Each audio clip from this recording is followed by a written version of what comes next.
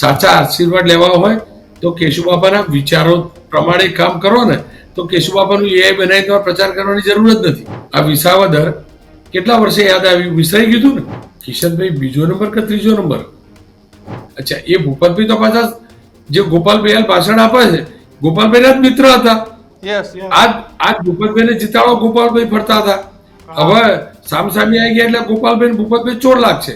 જો જવાહરભાઈ પડદા પાછળ કામ કરશે એવું તો કહેવું મુશ્કેલ છે, કારણ કે જવાહરભાઈ તો પડદા ઉપરથી પેલું બીજેપી ઉઠાઈ લીધેલું. સોશિયલ મીડિયા પર જોયું, પડદા ઉપર બીજેપી ઉઠાઈને પોતાનું હોય એટલે પડદાની સામે રહીને જ કામ કરશે. પણ સાહેબ, આ નેતાઓ પણ ભાષણમાં ક્યાં જનતાના મુદ્દા બતાવે છે?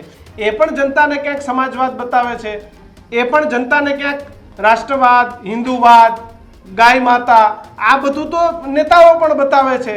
સાચા લગ્નમાં ફારગાથી ફટાફટ થતી હોય તો આ તો બધા કજોડા પોલિટિકલ લગ્ન થયેલા હતા ને. આની અંદર તો અગ્નિની સાક્ષી ફેરા લીધેલા નથી. આપે કેમ કે પૂછ્યું કે રાબડિયા અને ભૂપતભાઈનું ભવિષ્ય કેવું છે, તો જો ભૂપતભાઈ વિશે હું જાજુ જાણતો નથી, એમની રાજકીય કારકિર્દી ટૂંકી રહી, પણ હર્ષદ રીબડિયાનું ચોક્કસથી જાણું છું. મેં અભ્યાસ પણ કર્યો છે એ વિસ્તારનો. એ જમીનનો માણસ છે. અત્યારે કેશુબાપાના એઆઈ બનાવીને ફેરવે છે કે ગોપાલ તું મારા નામનો ઉપયોગ ના કરતો. એટલે શિકારીઓ તો એ જ પ્રકારે જાળ બિછાવે ને કે શિકાર ફસાય. આપણે લોકો ફસાઈએ છીએ. જયેશ રાદડિયાને પ્રભારી તરીકે જવાબદારી ઘણા બધાને આપી, પણ મુખ્ય ભૂમિકા રાદડિયાને ગઈકાલે આપણે સીએમ નો રોડ શો જોયો હોય તો જયેશ રાદડિયા જીપમાં આગળ ગોઠવાયેલા હતા. તો રાદડિયાને પણ આ બતાવીને દેવાનું, જેમ અલ્પેશ ઠાકોરે વાવમાં કંઈક કરી દેવાનું હતું, પરિણામ આપવાનું હતું, એમ રાદડિયાએ પણ એ પરિણામ આપીને દેવાનું છે કે જોઈ લો, હજી લેઉવા પાટીદારનો હું મોટો નેતા છું, મારું વર્ચસ્વ છે, ફક્ત સ્ટેજ ઉપરથી નિવેદનો નહીં પરંતુ મારા નામ પર વોટ પણ મળે છે. આજ ઈસુદાન ગઢવીનાથ ગોપાલ ઇટાલિયા 24 ની મીટિંગ કરવા રાજીવ ગાંધી ભવન પહોંચ્યા હતા. હવે આજે તમારું સેટિંગ વિખાઈ ગયું એટલે તમે પાછા પ્રજાને એ મુદ્દે ભૂલી અને તમે આમ આદમી પાર્ટીને ગાળો કાઢવા માંડ્યા. રોનકભાઈ, સૌથી મોટી સમસ્યા અને આખો મુદ્દો એટલે કે વિપક્ષને એટલે કે કોંગ્રેસને આપને આખા ગુજરાતમાં સૌથી મોટી સમસ્યા વિસાવદરમાં કડીમાં જ દેખાય છે, અને ભાજપને બે જ જગ્યાએ વિકાસ કરવો છે, કડીમાં વિસાવદરમાં.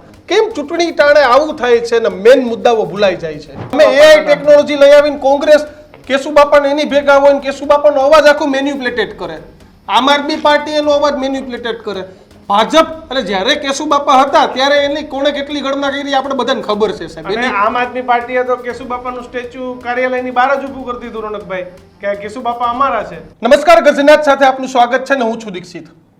વિસાવદર અને કડીમાં ચૂંટણીનો જંગ આવી ગયો છે, પરંતુ મહત્વની વાત એ છે કે શું આ ચૂંટણી આપણે મુદ્દાઓ આધારિત લડીએ છીએ? અનેક સમસ્યા છે વિસાવદરમાં. 2002-04માં જે ખેડૂતોને સમસ્યા હતી, આજે પણ એ જ સમસ્યા છે. આજે પણ તમે રસ્તા પર ત્યાં અનેક ચાપરડા ધામ આવેલું છે, સત્તાધાર ધામ આવેલું છે, તમે રસ્તા ઉપર જાઓ તો ત્યાં આજે પણ એ જ પ્રકારની સમસ્યા.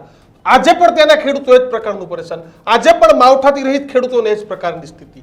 કડીમાં પણ એ જ કે તમે હાઈવે પરથી નીકળો પરંતુ તમે અંદરના રસ્તે જાઓ તો રોડ રસ્તાની આજે જ સમસ્યા છે. એટલે દીક્ષિત, રોડ રસ્તા કરતા આપણે મુખ્ય સમસ્યાઓ પર આવીએ છીએ ખરા કે ભાઈ આપણું વિઝન શું છે? કોઈ માણસે વિઝન નથી બોલતું. કોઈ કહે છે ગોપાલ ઇટાલિયા આવો, કોઈ કહે છે કિરીટ પટેલ આવો, કોઈ એમ કહે છે કે નીતિન રણપરિયા આવી, કોંગ્રેસ આવી, ભાજપ આવી, આમ આદમી આવી. પણ શું આપણે ત્યાં પ્રાથમિક સુવિધાઓ છે ખરી? આપણે ત્યાં શું બધી સ્કૂલોને સારામાં સારી સ્કૂલ બનાવી શક્યા છીએ? પ્રશ્ન તો એ પૂછવો જોઈએ કે કડી અને વિસાવદરમાં કોઈ ઇંગ્લિશ મીડિયમ શાળા બનાવવા માંગે છે ખરું? કોઈ રોજગાર ઊભું કરવા માંગે છે ખરું? કોઈ ત્યાં ખેડૂતોને ડીએપી, યુરિયા જેવી વસ્તુઓ સમયસર મળી રહે એની બાહેધરી આપે છે ખરું? હોસ્પિટલો સારી મળી રહે એની કોઈ બાહેધરી આપે છે? ના.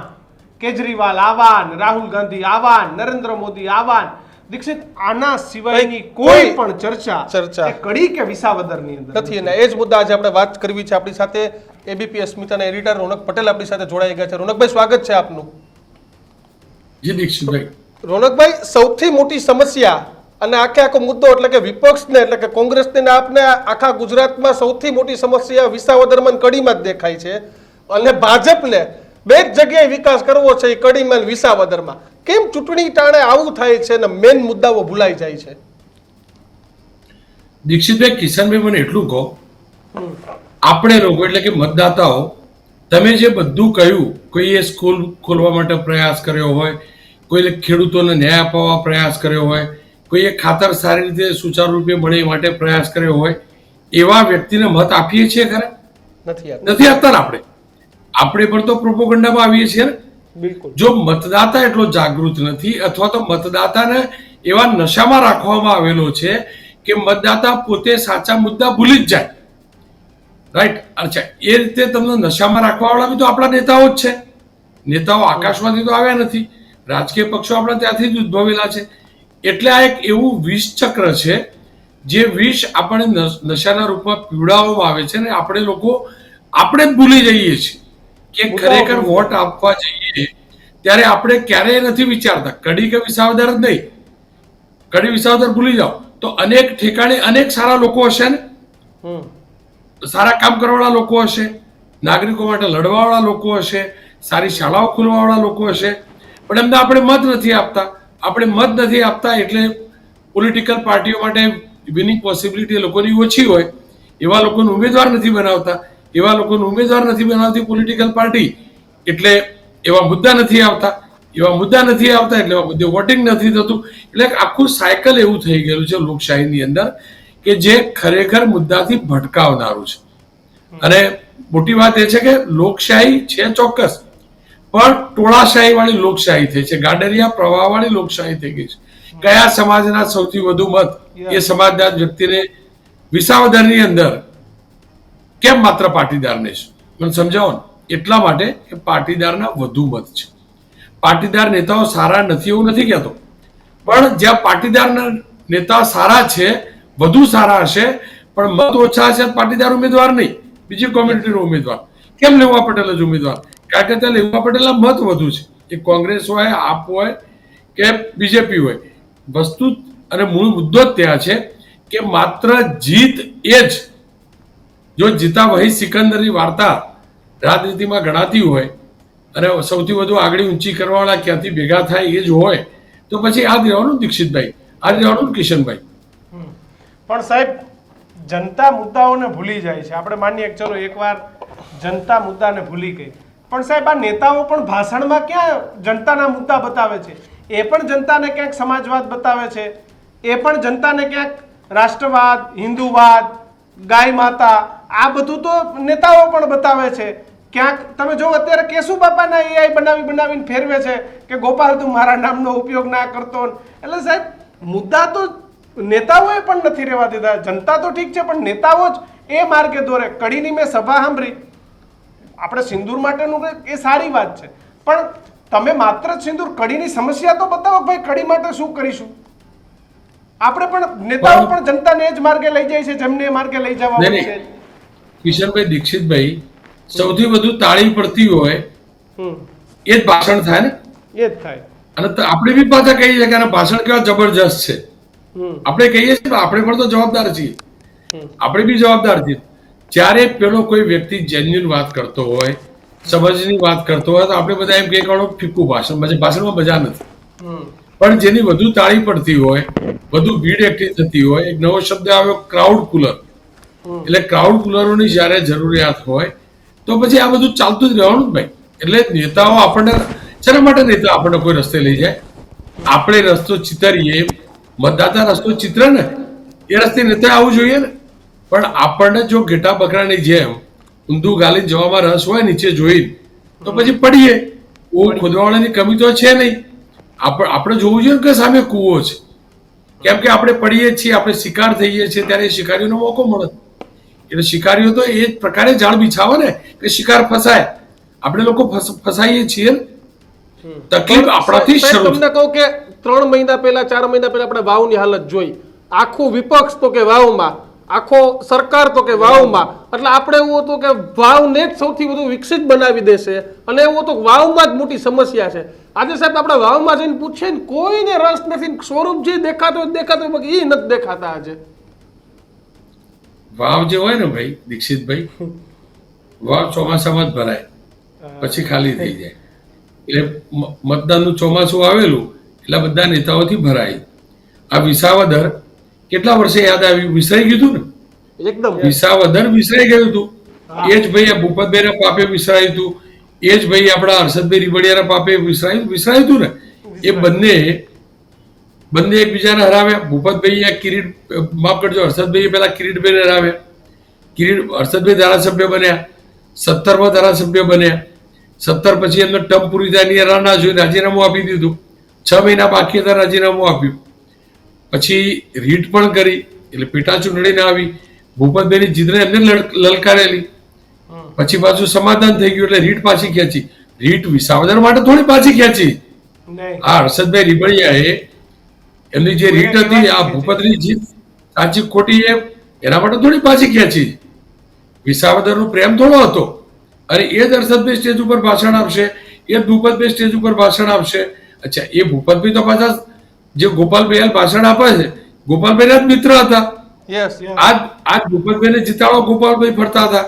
હવે સામસામે આવી ગયા એટલે ગોપાલભાઈ ભૂપતભાઈ ચોર લાગશે, અને આ ભૂપતભાઈને ગોપાલભાઈ ચોર લાગશે, આ હર્ષદભાઈને ગોપાલભાઈ ચોર લાગશે, અને આ બધા આંદોલન વખત જોડે સ્ટેજ શેર કરતા હશે. ટૂંકમાં આખી વાર્તા એ છે, બધા એક જેવા છે ભાઈ. વસ્તુ દીક્ષિતભાઈ એટલી જ છે કે એક કરંડીઓ હોય તો આપણે શું કરીએ? સારી સારી કેરી શોધીએ, હા, ઓછી ખરાબ હોય એ શોધવાની. હા. ઓછો ખરાબ નેતા શોધો અને બગાડવાથી બચો. આ સાહેબ, રિયાલિટી છે. આ રવિવારે કોંગ્રેસના પ્રતાપ દુધાત, લલિત કગથરા, લલિત વસોયા, શક્તિસિંહ, જેને 2024માં આમ આદમી પાર્ટી બહુ સારી લાગતી હતી, ગઠબંધન કરીને લડતા હતા, હવે આમ આદમી પાર્ટીમાંથી જ આખી રવિવારે સભા કરી ને એવા દ્રશ્યો.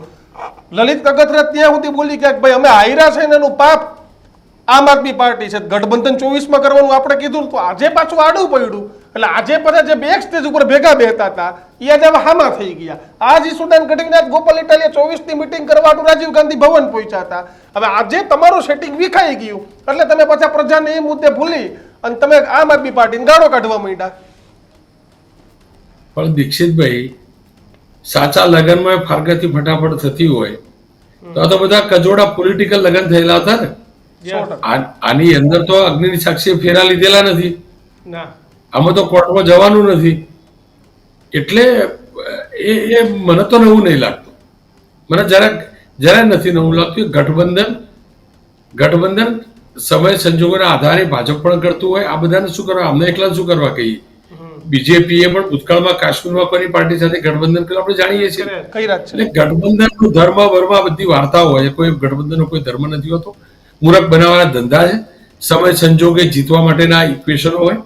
ગઠબંધન એ રીતે થતા હોય, એ રીતે તૂટતા હોય, અને આ એ રીતે થયેલું હતું ને એ રીતે તૂટ્યું પાછું, અને ભવિષ્ય પાછું થઈ પણ જાય. પણ સાહેબ, કેશુ બાપાના નામનો ઉપયોગ કેટલો યોગ્ય? તમે એઆઈ ટેકનોલોજી લઈ આવીને કોંગ્રેસ કેશુ બાપાને એની ભેગા હોય ને કેશુ બાપાનો અવાજ આખું મેન્યુપ્લેટેડ કરે. આમ આદમી પાર્ટી એનો અવાજ મેન્યુપ્લેટેડ કરે. ભાજપ અને જ્યારે કેશુ બાપા હતા ત્યારે એની કોણે કેટલી ગણના કરી આપણે બધાને ખબર છે સાહેબ. અને આમ આદમી પાર્ટીએ તો કેશુબાપાનું સ્ટેચ્યુ કાર્યાલયની બહાર જ ઊભું કરી દીધું રોનકભાઈ કે કેશુબાપા અમારા છે. મુદ્દાઓ કરતા કેશુબાપાને વધારે આગળ કરવા. કેશુબાપા જેવું કામ તો કરી બતાવો, કેશુબાપા જેવા રાજનેતા તો થઈ બતાવો, પછી તમે કેશુબાપા કરજો. કેશુબાપા એ આખા ગુજરાતની રાજનીતિના બાપા હતા. હા, એટલે કેશુબાપા ઉપર અધિકાર બધાનો હોય. યસ, એટલે આ ગોપાલભાઈને પણ ફૂલહાર ચડાવવાની ઈચ્છા થાય ચડાવે. આ હર્ષદભાઈ, ભૂપતભાઈ, કિરીટભાઈને પણ ચડાવવાની ઈચ્છા થાય ચડાવે. કોંગ્રેસ વાળા કદાચ નહીં ચડાવતા હોય, પણ એ કિરીટભાઈને પૂછવું તો જોઈએ જ કે વિસાવદરની અંદર કેશુબાપા મુખ્યમંત્રી હતા, આટલા હતા, તો કેશુબાપા અલગ પાર્ટી શું કરવા બનાવવી પડી હતી? બધા કેશુબાપાના યાદ કરતા હોય, એ બી કિરીટભાઈ કહેતા હોય કે અમારા નેતા હતા, અમારા નેતા હતા, બરાબર? તો એ કહેવું જોઈએ એમને પણ. ગોપાલભાઈ બી કહેવું જોઈએ કે ભાઈ ગોપાલભાઈ, કેશુબાપા કોઈ એ વ્યક્તિત્વ છે, એ વ્યક્તિત્વ એટલું વિશાળ અને એટલું મોટું વ્યક્તિત્વ હતું, એટલા મોટા દિલનું વ્યક્તિત્વ હતું, એમનો વિચાર જીવતો છે.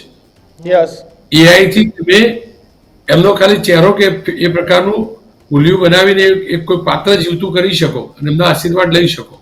સાચા આશીર્વાદ લેવા હોય તો કેશુબાપાના વિચારો પ્રમાણે કામ કરો ને, તો કેશુબાપાનું એઆઈ બનાવી તમારે પ્રચાર કરવાની જરૂર જ નથી. અને આ બીજેપીના નેતાઓ જે ખુલાસો કરે, જો બીજેપી વાળા એઆઈ બનાવ્યું હોય તો ગોપાલ આવું ના કરી જામ તેમ, તો બીજેપીના નેતાઓએ પણ જો હજુ પણ દૂર નથી, સૌરાષ્ટ્રના બીજેપીના નેતાઓ કેશુબાપાને ગળથૂથીમાં ઉતારી લે, જે ભાજપની ગળથૂથી હતી, તો એમને કેશુબાપાનો ઉલ્લેખ એટલે ખુલાસો કરવાની જરૂર નથી. ગોપાલ આવું ના કરીશ. તમે કેશુબાપાને સમજો, કેશુબાપાના રસ્તે ચાલો, કેશુબાપાના સંસ્કાર પ્રમાણે ચાલો, તો તમારે એઆઈ છે શું? એઆઈ ભ્રામક છે. યસ. તમારે ભ્રામક ઉપયોગ કેમ કરવો પડે? કારણ કે તમે દુનિયાને બ્રહ્મા રાખવા માંગો છો, અને એ જ બતાવે છે કે તમે બ્રહ્મા રાખી જીતવા માંગો છો. ગોપાલભાઈ હોય, કિરીટભાઈ હોય કે રાણપડિયા સાહેબ હોય, આ બધા આવી ગયા હતા. સાહેબ, કોંગ્રેસની મહેનત એ ભાજપ કરતા આમ આદમી પાર્ટીને વધારે હરાવવા માટેની તમને અત્યારના ભાષણોમાં દેખાશે. હમણાં થોડા 2 દિવસ પહેલા એક સભામાં બધા પાટીદાર આગેવાનો ભરપૂર અરવિંદ કેજરીવાલ ઉપર એમ કહેવાય કે મિસાઇલ એટેક ધબાધબ કર્યા કે આમ છે ને તેમ છે. એટલે કોંગ્રેસને બીજા નંબર ઉપર રહેવાની વધારે તૈયારી છે કે ભાઈ ગમે એમ થાય આપણે બીજો નંબર તો આપણો જળવાયેલો રહેવો જો, નહીતર પછી 27ના ગઠબંધનમાં આમ આદમી પાર્ટી કોંગ્રેસને હાથ નહીં મૂકવા દે. કિશનભાઈ, બીજો નંબર કે ત્રીજો નંબર? એટલે મહેનત બીજા નંબર માટેની છે. કયો આપશે તો પ્રજા નંબર તો 1, 2, 3 ની છે ને. ગેમ તો 1, 2, 3 ની. હું નથી કહેતો કોંગ્રેસ ત્રીજા નંબરે આવશે, હું નથી કહેતો બીજેપી પહેલા નંબરે આવશે, હું નથી કહેતો ગોપાલભાઈ પહેલા નંબરે આવશે, ત્રીજા નંબરે. વાત નંબર 1, નંબર 2, નંબર 3 ની જો એકદમ ક્લિયર છે. જેટલા કોંગ્રેસને વધુ મત મળશે એટલી ગોપાલ ઇટાલિયાની હારવાની શક્યતા વધુ. જેટલા ગોપાલ ઇટાલિયાને વધુ મત મળશે એટલી કોંગ્રેસના ઉમેદવારની હારવાની શક્યતા વધુ. જેટલા વોટ ડિવાઈડ થશે આમ આદમી પાર્ટીના કોંગ્રેસમાં એટલી બીજેપીની શક્યતા જીતવાની વધુ. જો વોટ ડિવાઈડ ના થયા, એકલા કોંગ્રેસને જ મળ્યા તો બીજેપીની હારવાની શક્યતા વધુ. એકલા ગોપાલ ઇટાલિયન જ મળ્યા અને વોટ ડિવાઈડ ના થયા તો બીજેપીની હારવાની શક્યતા વધુ. કુલ મળીને 3 ભાગ પડવાના ભાઈ. એમાંથી એક ભાગ આખો રહેવાનો અને 2 ભાગ ડિવાઈડ થવાના. 2 ભાગ કેટલા ટકાથી ડિવાઈડ થાય એના ઉપર સવાલ છે. અને જો 2 ભાગ જે છે 33 પ્રમાણે ગણો કદાચ, તો પણ પહેલા 33 એજ ઇટ ઇઝ રહે, પણ બાકીના જે 66 છે એમાંથી 50 અને 16 રહ્યા તો 50 વાળો જીતી જાય ને ભાઈ. એટલે કોંગ્રેસ વાળો 50 લઈ જાય તો એ જીતી જાય, આપ વાળો 50 લઈ જાય તો એ જીતી જાય. એ પણ હકીકત છે ને. એટલે કાંટાની ટક્કર છે, એમાં કોઈ ડાઉટ નથી, કોઈ ડાઉટ નથી. અને સ્વાભાવિક રીતે રાત રમત છે. ઘણીવાર આપણે એમ કહીએ કે જીતવા માટે લડીએ છીએ, ઘણીવાર એવું નહીં હોતું. ઘણીવાર કોઈને હરાવવા લડતા હોઈએ. દિલ્હીમાં થયું. એટલે સાહેબ એ વાત પણ વારંવાર કહે છે કે દિલ્હીમાં તો બદલો લઈ લીધો પણ હરિયાણાનો બદલો લેવાનો છે. આ પણ એક ઘણા બધા કોંગ્રેસીના મુખે તમને સાંભળવા મળશે. એટલે ઘણીવાર કોઈને હરાવવા લડતું હોય. સકારાત્મક રાજનીતિનો જમાનો નથી, નકારાત્મક રાજનીતિનો જમાનો છે. એટલે એવું પણ બની શકે કે કોંગ્રેસ એમ કહી શકે ગોપાલ અમને હરાવવા લડી રહ્યો, અમે ના જીતી એટલા માટે. ગોપાલ ઇટાલી એમ કહી શકે કે કોંગ્રેસે ઉમેદવાર મને હું ના જીતું એ માટે ઉભો કરી દીધો ગઠબંધન. એટલે ટૂંકમાં બધાના ઇક્વેશન હોય. આપણે સ્માર્ટ રહેવું જોઈએ, આપણે કોઈની વાર્તાઓમાં ના આવવું જોઈએ. આપણે આપણો આત્માનો અવાજ, આપણા અનુભવ, આપણી સમજ પ્રમાણે મતદાન કરવું જોઈએ. ભાષણો સાંભળીને મતદાન ના થાય એ પાક. બિલકુલ સાહેબ, આ ભાયાણી અને રીબડિયાનું ભવિષ્ય કેવું દેખાય તમને? જો રીબડિયા વિશે તો મને ખાસો અનુભવ છે, ખાસો અનુભવ છે. આપે કેમ કે પૂછ્યું કે રાબડિયા અને ભૂપતભાઈનું ભવિષ્ય કેવું છે, તો જો ભૂપતભાઈ વિશે હું જાજુ જાણતો નથી, એમની રાજકીય કારકિર્દી ટૂંકી રહી. પણ હર્ષદ રીબડિયાનું ચોક્કસથી જાણું છું, મેં અભ્યાસ પણ કર્યો છે એ વિસ્તારનો. એ જમીનનો માણસ છે, જમીનની નીચે રહેવા વાળો માણસ છે. હવે જમીનની નીચે ખેડૂતની ભાષામાં કહીએ તો ડુંગળી પાક. ડુંગળીનું ઉત્પાદન વધુ થયું હોય એ વખતે ડુંગળીનો ભાવ ના આવે, પણ એ જ જમીનમાં નીચે પાકતી ડુંગળી જ્યારે ઉત્પાદન ઘટન કટોકટી આવે તો ડુંગળીનો ભાવ આવે ને.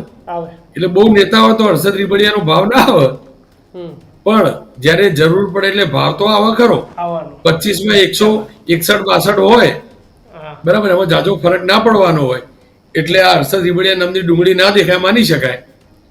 પણ ક્યારેક 17 જેવી સ્થિતિ સર્જાય 27માં કે એવું કંઈક થાય તો પાછો હર્ષદ રીબડિયા શોધવો તો પડે, નીચે જમીનમાંથી કાઢો, કાં તો કસ્તુરી છે. એટલે હું પાક્કું માનું છું હર્ષદ રીબડિયાનું ભવિષ્ય ચોક્કસથી ઉજ્જવળ છે. પણ હા, એને ધીરજ રાખવી જોઈએ. જોકે એ જુજારું છે, આપણે જાણીએ છીએ. સત્તાથી દૂર રહ્યા પછી પણ મતતો હોય, મહેનત કરતો હોય. પણ જો ઈયાટી જશે તો એ પણ ગયો, એટલે ડુંગળી બીજ રોપ્યું હોય કોઈ બી જાય.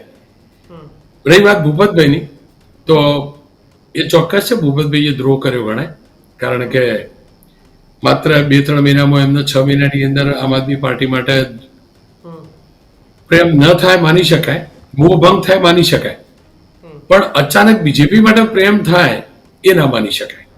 સપોઝ ભૂપતભાઈ નવા હતા, ખબર નહોતી કે આપ પણ આ કેટલા ખરાબ છે, ખબર નહોતી, વાતોમાં આવી ગયા, બરાબર, અને ઉભા રહી ગયા, ટિકિટ લઈને જીતી ગયા, પણ અને ખબર પડી ગઈ કે ના, આ તો હું ગયો તો બોગસ લોકો હતા, તો ત્યાંથી રાજીનામું આપી શકે, પાર્ટીમાંથી ધારાસભ્યમાંથી રાજીનામું આપી શકે. પણ અચાનક એવું ના લાગવા લાગે, નાનું બાળક નથી આ ભૂપતભાઈ, કે એમને અચાનક લાગવા લાગે બીજેપી સારું છે. જો કે ત્યાં હર્ષદભાઈ બી નાનું બાળક નથી, એમને અચાનક લાગવા લાગે કે બીજેપી સારું છે. ટૂંકમાં રાજનીતિ છે, પણ જેને વધુ ખેડેલું હોય ભાઈ, એ ખેડેલું કોઈ દાળ માથે નહીં પડતું. હવે ખેતર કોને વધુ ખેડ્યું, હર્ષદભાઈએ ખેડ્યું આપણે જાણીએ, કારણ કે પેલા વિધાનસભામાં ને કાર્યક્રમમાં હળ લઈને એટલે ફરતા અત્યાર સુધી હમણાં છેલ્લે પણ ઇકોઝોન માટે લડ્યા હતા ભાજપમાં હોવા છતાં. હતા. જો કે એ પણ તો બહુ ઇન્ટરેસ્ટિંગ છે. હર્ષદભાઈ જો ચૂંટણીમાં ઉમેદવાર બન્યા હોત તો બધા આ જ પૂછતા કે ભાઈ હર્ષદભાઈ ઇકોઝોન શું થયું, હા, પૂછતે ને. એટલે હર્ષદભાઈ એ વખતે લોચામાં તો આવતે, પણ જે હોય ટૂંકમાં હાલ ચોક્કસથી ગ્રહણ લાગ્યું એમના ઉપર, ભૂપતભાઈ ઉપર પણ ગ્રહણ લાગ્યું. હવે ગ્રહણ લાગ્યું કે જાણી જોઈને વાદળા નીચે છુપાયા, એ તો હર્ષદભાઈ જાણે, ભૂપતભાઈ જાણે. બિલકુલ સાહેબ, છેલ્લો સવાલ. એટલે ગઈકાલે તમારી ચર્ચા હતી તો એક પત્રકારે જેવું કહ્યું કે જયેશ રાદડિયાનો પણ લિટમસ ટેસ્ટ છે. જયેશ રાદડિયાને પ્રભારી તરીકે જવાબદારી ઘણા બધાને આપી, પણ મુખ્ય ભૂમિકા રાદડિયાને ગઈકાલે આપણે સીએમનો રોડ શો જોયો તો જયેશ રાદડિયા જીપમાં આગળ ગોઠવાયેલા હતા. તો રાદડિયાને પણ આ બતાવીને દેવાનું, જેમ અલ્પેશ ઠાકોરે વાવમાં કંઈક કરી દેવાનું હતું, પરિણામ આપવાનું હતું, એમ રાદડિયાએ પણ એ પરિણામ આપીને દેવાનું છે કે જોઈ લો, હજી લેઉવા પાટીદારનો હું મોટો નેતા છું, મારું વર્ચસ્વ છે, ફક્ત સ્ટેજ ઉપરથી નિવેદનો નહીં પરંતુ મારા નામ પર વોટ પણ મળે છે. જો વોટ તો કમળના નામે જ મળે, વોટ તો નરેન્દ્રભાઈના ચહેરાથી જ મળે, કોઈના નામથી મળતા નથી. ગુજરાતમાં હકીકત છે, કોઈ ગમે તે કહેતું હોય, કોઈ પણ વ્યક્તિ એકદમ ક્લિયર કટ છે. બીજેપીને જે મત મળે છે એ નરેન્દ્રભાઈના નામથી મળે અને બીજેપીના કમળ ઉપર મળે, એ પાક્કું છે, એમાં કોઈ ડાઉટ નહીં. અલ્પેશભાઈ કહેતા હોય કે મેં વાવ જીતાડી દેવું ના હોય છે. અહીંયાની વાત કરીએ તો દીક્ષિતભાઈ, બધાને અપેક્ષા તો હોય ને, પેલા ગાજર લટકતું ગાજર કેવું વિસ્તરણનું ખરું ને, તો દરેકને હોય કે હું પણ છું, હું પણ બતાવી દઉં. અચ્છા, એ હકીકત છે કે રાદડિયા પાટીદાર નેતા છે, સૌરાષ્ટ્રના નેતા છે, લેઉવા પાટીદારના નેતા છે, લેઉવા પાટીદારની બેઠક છે, બધું છે, હકીકત છે. અને એટલે એમને જવાબદારી સોંપાઈ હોય, જવાબદારી નિભાવવી એમની જવાબદારી પણ હોય. અને બીજેપીના નેતા હારી જાય તો નેચરલી એ સફળ નથી, એટલે રાદડિયાનો જાદુ નથી એવું એમના વિરોધી, એમના પક્ષમાં જે લોકો હોય એ કહી શકે. એ હકીકત છે. એટલે પ્રતિષ્ઠા દાવ, હું પ્રતિષ્ઠામાં નહીં માનતો, કોઈ રાજનીતિમાં પ્રતિષ્ઠા બધી વાર્તા હોય, આપણા શબ્દો હોય, પણ એ ગાજર હાથ ત્યારે જ લાગે કે તમે બીજું કામ કાઢી આપ્યું હોય, તમને જવાબદારી સોંપી વહન કરવામાં સફળ થાવ તો તમારી શક્યતા મંત્રી બનવામાં વધે. અને મંત્રી બનવું કોઈને પણ વાલું હોય, જયેશભાઈ હોય કે કોઈ પણ ધારાસભ્ય, કોઈ ગમે તે કહેતું હોય, પણ મંત્રી બનવામાં રસ્તો હોય છે. અને તો ભાઈ દરેકની હરીફાઈમાં એવું છે ને દીક્ષિતભાઈ, કોઈ પણ હોય, આપણી દોડ હોય તો બાઉન્ડ્રી બનાવી લે તો આપણે ભાગીએ ને. આ બાઉન્ડ્રી બનાવેલી મંત્રીમંડળ વાળી તો જ આ રનર દોડા જયેશભાઈના રૂપી. એટલે વસ્તુ આ જ છે કે જયેશભાઈની પ્રતિષ્ઠા દાવ પર જરાય નથી. એ પ્રતિષ્ઠિત પરિવારમાંથી આવે છે, પિતાશ્રીનું જબરજસ્ત મોટું નામ હતું, પણ મંત્રીમંડળનો દાવો જે છે એ મજબૂત કરવો હોય તો બેઠક લઈ આપી તો પડે. સાહેબ, મંત્રીમંડળ ઉપરથી મને એક સવાલ યાદ આવ્યો. જવાહર ચાવડાએ પત્રો લખ્યા હતા, એમાં એને એવું કીધું હતું કે મારી ચૂંટણીની હારની પાછળનું કારણ આટલા લોકો છે અને આ તમામ લોકોને છાવરનાર ભાજપના જુનાગઢ જિલ્લા પ્રમુખ કિરીટ પટેલ છે. પછી એક બીજો પણ પત્ર લખ્યો હતો કે એક વ્યક્તિ એક હોદ્દો, આ વ્યક્તિએ 3 હોદ્દા ભોગવે છે અને કરોડો રૂપિયાનું ભ્રષ્ટાચાર કર્યું છે. એમાં કમલમની પણ વાત હતી. પછી જુનાગઢમાં જે કાળવો, જેને કાળવો કહેવાય, જે કાળવો જુનાગઢ શહેરની વચ્ચેથી નીકળે છે, એના ઉપર ગેરકાયદેસર જે બાંધકામ થયા, એમાં પણ કિરીટભાઈનો હાથ છે. તો જવાહરભાઈની ચૂંટણી બગડી હતી તો કિરીટભાઈની ચૂંટણીનું શું થશે? કારણ કે જવાહરભાઈ ખૂબ સાયલન્ટ છે, પટેલો બાદ આયરો પણ ત્યાં કદાચ દીક્ષિત નિર્ણાયક મતો છે. નિર્ણાયક મતો છે, જીતાડે પણ નિર્ણાયક છે, 10-12 હજાર જેટલા વોટ ત્યાં હીરોના પણ છે. જો જવાહરભાઈ પડદા પાછળ કામ કરશે એવું તો કહેવું મુશ્કેલ છે, કારણ કે જવાહરભાઈ તો પડદા ઉપરથી પેલું બીજેપી ઉઠાઈ લીધેલું, સોશિયલ મીડિયા પર જોયું પડદા ઉપર બીજેપી હતું ઉઠાઈને પોતાનું હોય એટલે પડદાની સામે રહીને જ કામ કરશે. અને સ્વાભાવિક રીતે જ જવાહરભાઈ એમના ફાધર એમની પ્રતિષ્ઠા જબરજસ્ત હતી. જેવી રીતે આપણે રાદડિયા પરિવારની વાત કરી એવી રીતે વિસ્તારમાં ચોક્કસથી એમના પરિવારની લોકપ્રિયતા છે અને સમાજ પણ મોટો છે, મતદાતા પણ હશે, અસર ચોક્કસથી પડશે. અને હું નથી માનતો કે જવાહરભાઈ પડદાની પાછળ કામ કરે, એ હવે તો પડદા ઉપર જ કામ કરવા લાગે ને, સોશિયલ મીડિયા ઉપર યસ ખુલ્લું કરવા લાગે ને, એટલે હવે એ પાક્કું હવે આપણે દરરોજ એમનું સોશિયલ મીડિયા જોવું પડશે. કેમેરા આગળ નહીં આવતા, જાતે કેમેરાથી વિડીયો બનાવી મોકલાવી દે, પણ હવે જોવું પડશે, કંઈક ને કંઈક કરશે ખરા. કાલે જોકે 2-3 દિવસમાં કશું કર્યું નથી. જવાહરભાઈની વોલ ઉપર જઈને કાલે જે બધા લેટરો મેં ફેસબુક ઉપર વાંચ્યા હતા, એટલે હું વિચારતો હતો તો આમાં શું થશે, હજી છે ડિલીટ તો નથી થયા. જવાહરભાઈ છે ભાઈ, હવે જોવું પડશે. પણ જવાહરભાઈ જો ખુલ્લી સ્ટેજ ઉપર આવશે તો ચોક્કસથી સમીકરણ ઉપર અસર તો પડે, એમાં કોઈ doubt કઈ દિશામાં જાય છે તે જોવાનું રહેશે. બિલકુલ આભાર રોનક સર અમારી સાથે વાત કરવા બદલ. તો થેન્ક યુ. તો આખી ઘટના એઆઈ ટેકનોલોજી, જવાહર ચાવડા, જયેશ રાદડિયા, હર્ષદ રીબડિયા, ભૂપત ભાયાણી, આ તમામ મુદ્દે વિશ્લેષણ કરીને આપણે એ સમજવાનો પ્રયાસ કર્યો કે ખરેખર જનતાના મુદ્દા શું છે. અમે પણ મુદ્દા આધારિત વાત કરવાની શરૂઆત કરી, પણ અમારા મગજમાં પણ ભૂપત ભાયાણી પણ આવ્યા, અમારા મગજમાં હર્ષદ રીબડિયા પણ આવ્યા, જયેશ રાદડિયા પણ આવ્યા, જવાહર ચાવડા પણ આવ્યા. આનો એકમાત્ર કારણ, એકમાત્ર મુદ્દો એ છે કે આપણા નેતાઓ જ્યારે આપણી પાસે મત માંગવા આવે છે ને ત્યારે આપણે આ જ વાત કરીએ છીએ. એટલે દીક્ષિત કોઈ વિકાસની વાત જેમ રોનકભાઈ શરૂઆતમાં કરી એમ નથી કરતા. આપણે ક્યારેય એવું નથી કહેતા કે સાહેબ મારો દીકરો સરકારી ઇંગ્લિશ મીડિયમ સ્કૂલમાં કેમ ન ભણે, કારણ કે સાહેબનો દીકરો પ્રાઇવેટ સ્કૂલમાં ભણતો હોય. લોકો માંગે છે શું? તો કે સાહેબ અમારું મંદિર બનાવી દો, અમારા મંદિરની દિવાલો બનાવી દો, અમારી વાડી બનાવી દો, અમારી વાડી બનાવી દો, અમારા અહીંયા તમે ડોનેશન આપી દો. પણ એ માંગવાથી એક ક્ષણિક સમસ્યાનું હલ છે, કાયમી સમસ્યાઓ કે આવનારી પેઢી માટે કોઈ નથી માંગતું. એટલે દીક્ષિત કે જ્યાં મુદ્દાઓની વાત આવે ને ત્યાં લોકો ભટકી જાય ને અટકી જાય. બસ આ જ મુદ્દો છે. પણ તમે ભટકતાય નહીં અને અટકતા પણ નહીં. સચોટ અને સટીક તમને ગમતું મતદાન કરજો. બસ વાવની જનતા ભલે ગુલાબસિંહ હારી ગયા, ભલે સ્વરૂપજી જીતી ગયા, ભલે માવજીભાઈ ને જે મત મળ્યા, તો જનતા ત્યાંની ન્યા છે. એટલે વાવની જનતા પરથી, ગુજરાતની જનતા પરથી તમે વિપક્ષને ત્યાં વાંધો એટલે એવું કઈ નક્કી નથી કે વિસાવદરમાં ભાજપ જીતીને મોટો જાદુ કરી દેશે, કારણ કે તેના પાડોશમાં જુનાગઢની રોડ રસ્તાની કેવી હાલત છે અમે જોઈ છે. એટલે એવું કઈ નથી. અને કદાચ ગોપાલભાઈ કે આમ આદમી પાર્ટી જીતી જાય તો એ કઈ જાદુ નથી થઈ જવાનો, પણ છેલ્લે તમારા મારા મતનો ઉપયોગ થવાનો છે. છતાંય તમારા ઉપર છે. અમારી વાત સાથે આપ કેટલા સહમત છો તે કોમેન્ટ બોક્સમાં લખજો. અને આવા જ ઘટના જોવા માટે જોતા રહો ન્યૂઝ રૂમ. અમને આપશો રજા. નમસ્કાર.